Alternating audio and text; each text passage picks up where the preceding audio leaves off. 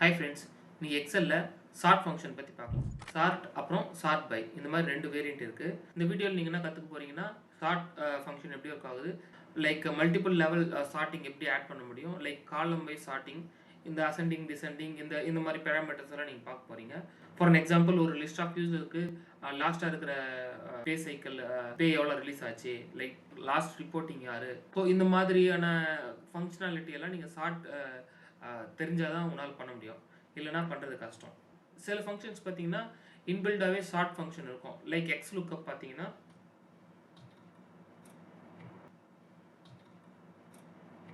சில ஃபங்க்ஷன்ஸ் பார்த்தீங்கன்னா short order பார்த்தீங்கன்னா இன்பில்டாகவே இருக்கும். லைக் எக்ஸ் லுக்கப் பார்த்தீங்கன்னா ஷார்ட் ஆர்டர் இன்பில்டாகவே இருக்குது.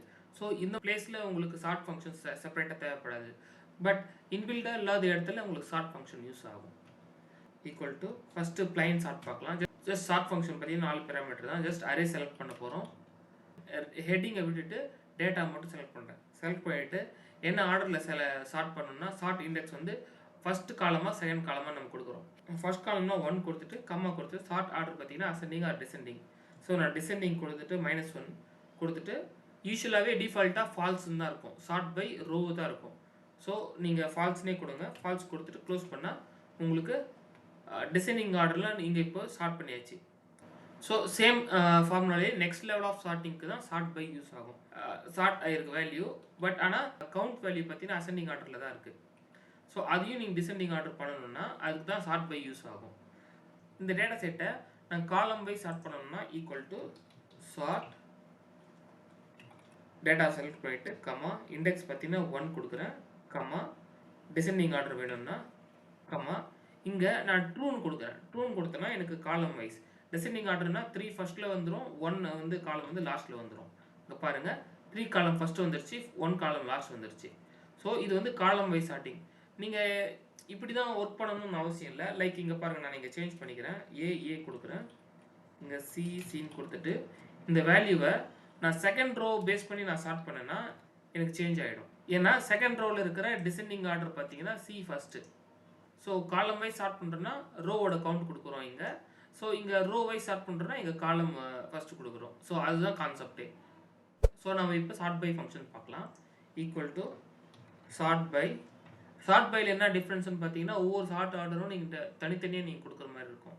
ஸோ ஃபஸ்ட் ஷார்ட் ஆர்டரில் அரே ஃபஸ்ட் செலக்ட் பண்ணிட்டோம், அப்புறமா செப்பரேட் பேராமீட்டர் கொடுத்தோம். ஆனால் இதில் அப்படி இல்லை. ஃபஸ்ட்டு நம்ம அரே செலக்ட் பண்ணுறோம், கமா.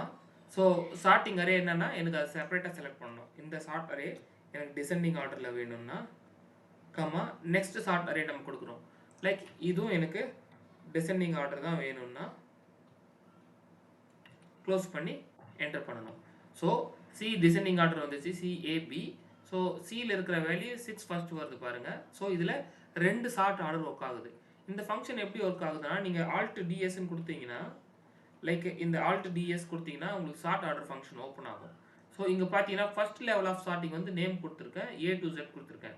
ஆட் லெவல் கொடுத்துட்டு கவுண்ட் கொடுத்துட்டு நான் லார்ஜ் டு ஸ்மால். ஸோ இந்த ஷார்ட் ஆர்டர் வந்து Z to A.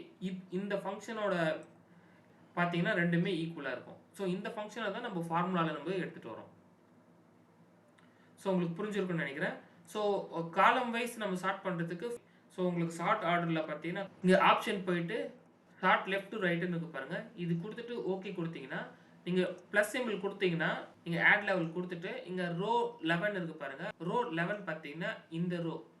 ஸோ இதை நான் லெஃப்ட் டு ரைட் ஸ்டார்ட் பண்ணேன்னா ரோ 11ல் இருக்கிற 3 ஃபஸ்ட்டு வரும், 1 லாஸ்ட்டில் போயிடும். நான் டிசெண்டிங் ஆர்டர் கொடுக்குறேன், லார்ஜ் டு ஸ்மால் தான் கொடுத்துருக்கேன். ஸோ சேஞ்ச் ஆகிடுச்சு பாருங்கள். So equal to sort by data select பண்ணிவிட்டு கமா இண்டெக்ஸ் பார்த்தீங்கன்னா first row, comma ascending order தான் வேணும்.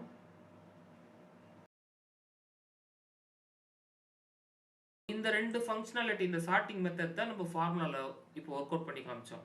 ஸோ லைக் ஃபார்முலாவிலையும் நீங்கள் ஷார்ட் ஆர்டர் யூஸ் பண்ணிக்கலாம், யூசர் இன்டர்ஃபேஸ்லையும் நீங்கள் அதே இன்ஃபர்மேஷன் வந்து ஷார்ட் பண்ணி பார்த்துக்கலாம்.